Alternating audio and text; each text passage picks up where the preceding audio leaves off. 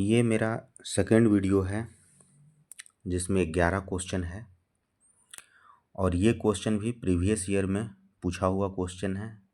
या तो दरोगा में आया हुआ क्वेश्चन है या फिर बीपीएससी में आया हुआ क्वेश्चन है। नंबर 1 क्वेश्चन देखते हैं। निम्नलिखित में से कौन 1857 के विद्रोह को एक स्वार्थी सिपाही विद्रोह मानते थे? ऑप्शन ए है जॉन सिली, ऑप्शन बी है फिलिप्स प्रिंसप, ऑप्शन सी है आरसी मजूमदार, ऑप्शन डी है रुडयार्ड किपलिंग। इसमें आंसर ए हो जाएगा जॉन सिली। इसमें आंसर ए हो जाएगा जॉन सिली।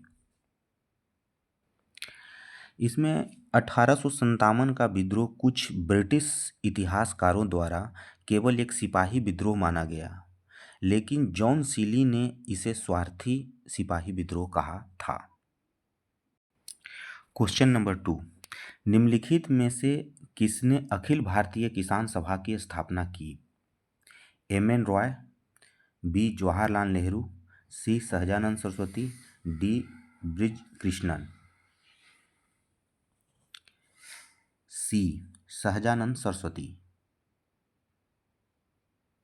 सी. सहजानंद सरस्वती।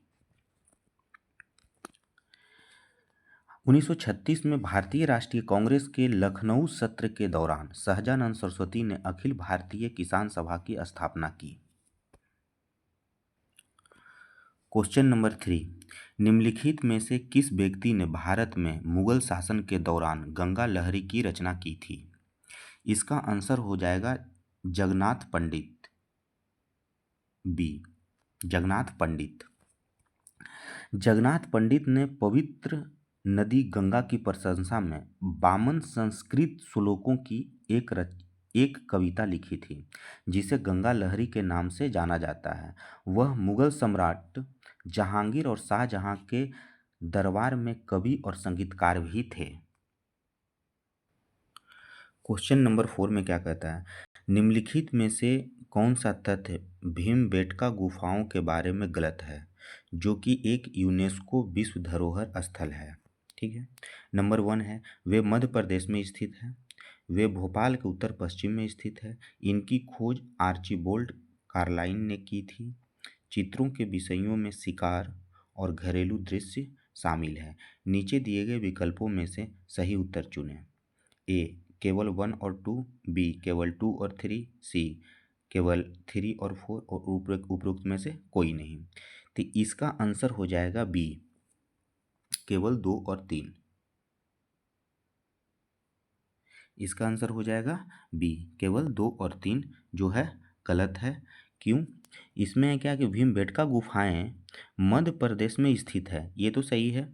इन्हें 1957 में डॉक्टर बी.एस. बाकनकर ने खोजा था और ये भोपाल के दक्षिण पूर्व में स्थित है, ना कि उत्तर पश्चिम में। ओके।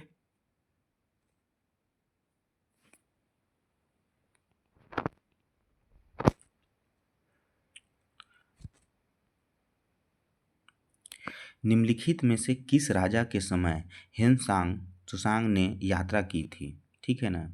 इसमें क्या है? ऑप्शन ए है नरसिंह वर्मन 1 और नंदी वर्मन, ऑप्शन बी है नंदी वर्मन और पुष्यभूति, ऑप्शन सी है महेंद्र वर्मन 1 और परमेश्वर वर्मन 2, डी है नरसिंह वर्मन 1 और भास्कर वर्मन। ऑप्शन डी इसमें सही उत्तर होगा। ठीक है।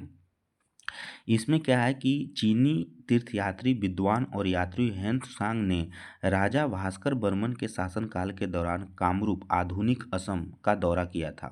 जब वह नालंदा विश्वविद्यालय में अध्ययन कर रहे थे। इसके अतिरिक्त ह्वेनसांग ने नरसिंह वर्मन प्रथम के शासनकाल के दौरान पल्लव राजधानी कांचीपुरम की यात्रा की। 7वीं शताब्दी में राजा हर्षवर्धन हर्ष प्रथम के शासनकाल के दौरान भी ह्वेनसांग ने भी भारत की यात्रा की। ठीक है। बुद्ध के जीवन के संदर्भ में निम्नलिखित युग्मों पर विचार करें। 1. सारनाथ महापरिनिर्वाण, 2. बोधगया निर्वाण, 3. कुशीनगर धर्मचक्र प्रवर्तन, 4. लुम्बिनी बुद्ध का जन्म।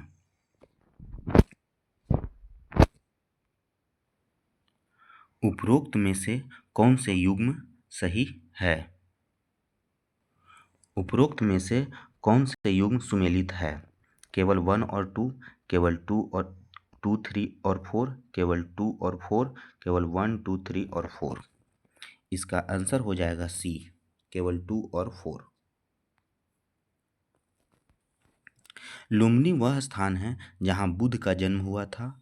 बोध गया वह स्थान है जहाँ उन्होंने बोधि प्राप्त की यानी निर्वाण। सारनाथ वह स्थान है जहाँ उन्होंने अपना पहला उपदेश धर्मचक्र प्रवर्तन दिया। कुशीनगर वह स्थान है जहाँ उन्होंने महापरिनिर्वाण मृत्यु का प्राप्त किया। इसलिए विकल्प सी सही है। क्वेश्चन नंबर 7 कहता है मध्यकालीन भारत के संदर्भ में निम्नलिखित विद्वानों पर विचार करें। Ziauddin Barni, Ibn Battuta, Shams Siraj Afif. उपर्युक्त में से किस विद्वान को फिरोज शाह तुगलक ने संरक्षण दिया था? केवल 1 और 2, केवल 2, केवल 3, केवल 1 और 3। केवल 1 और 3, ठीक है, यानी कि जियाउद्दीन वर्नी और शम्स सिराज अफीक। क्वेश्चन नंबर 8 किस प्राचीन भारतीय काल के दौरान द्वैत और अद्वैत दर्शन शास्त्र के सिद्धांत उभरे जिनके संस्थापक माधवाचार्य और आदि शंकराचार्य थे? ए गुप्त साम्राज्य, बी मौर्य साम्राज्य, सी चोल राजवंश, डी विजयनगर साम्राज्य। डी, इसका आंसर हो जाएगा डी विजयनगर साम्राज्य।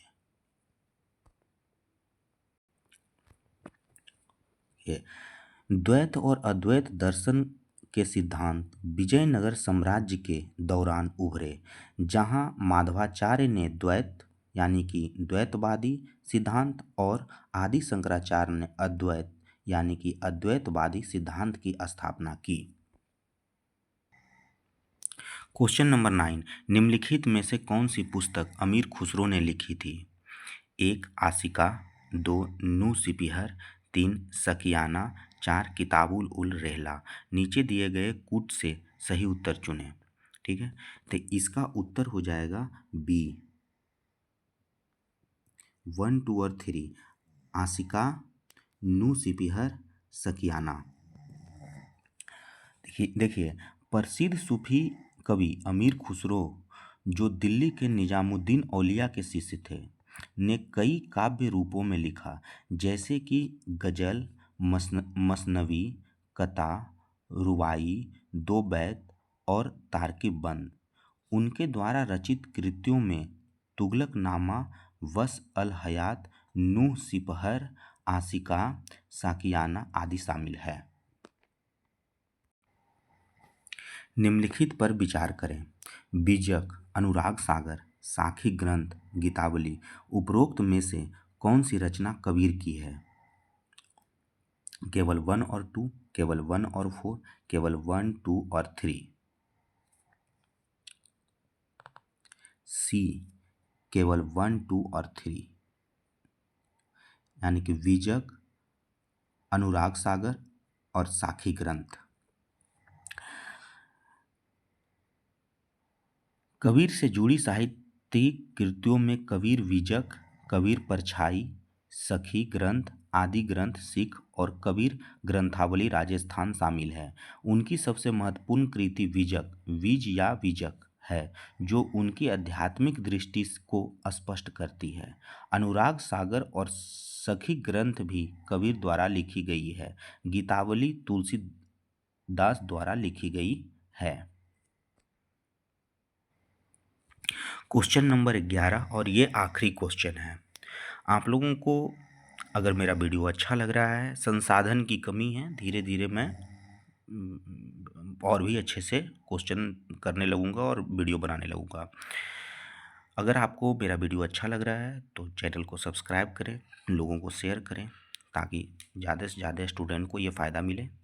और ये क्वेश्चन मैं जो भी दे रहा हूँ वो जेन्युइन क्वेश्चन है, एग्ज़ाम में पूछा हुआ क्वेश्चन है जो काफ़ी आप लोगों को फ़ायदेमंद होगा।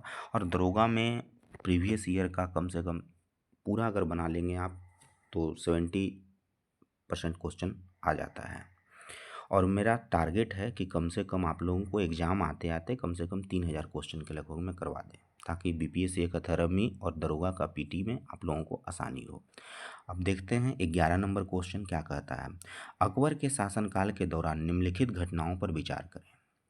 पहला क्या है, महजर जारी करना। दूसरा, जजिया का उन्मूलन। तीसरा, दीन ए इलाही की उद्घोषणा। चौथा, शहजादा सलीम का विद्रोह। और पांचवा, बुलंद दरवाजे का निर्माण। इन घटनाओं को उनके घटित होने के कालानुक्रम में व्यवस्थित करना है। ठीक है, तो 11 का जो आंसर है वो डी हो जाएगा। ठीक है, डी हो जाएगा। 11 का आंसर डी हो जाएगा। ठीक है, 2 1 3 4 5, सबसे पहले 2 हुआ जजिया का उन्मूलन, उसके बाद में 1 मजहर जारी करना, उसके बाद 3 दीन ए इलाही की उद्घाटना, उसके बाद 4 शहजादा सलीम का विद्रोह, उसके बाद 5 बुलंद दरवाजे का निर्माण। जजिया का समाप्ति 1564 ईस्वी में हुआ। बुलंद दरवाजे का निर्माण 1602 ईस्वी में हुआ। मजहर का अंक 1569 ईस्वी में हुआ। 1579 मजहर का अंक 1579 ईस्वी में हुआ। दीन ए इलाही की उद्घोषणा 1582 में हुआ। शहजादा सलीम का विद्रोह 1599 में हुआ। इसी के साथ यह वीडियो समाप्त करते हैं और नेक्स्ट वीडियो फिर मैं 11 क्वेश्चन या 21 क्वेश्चन लेकर आऊँगा। धन्यवाद।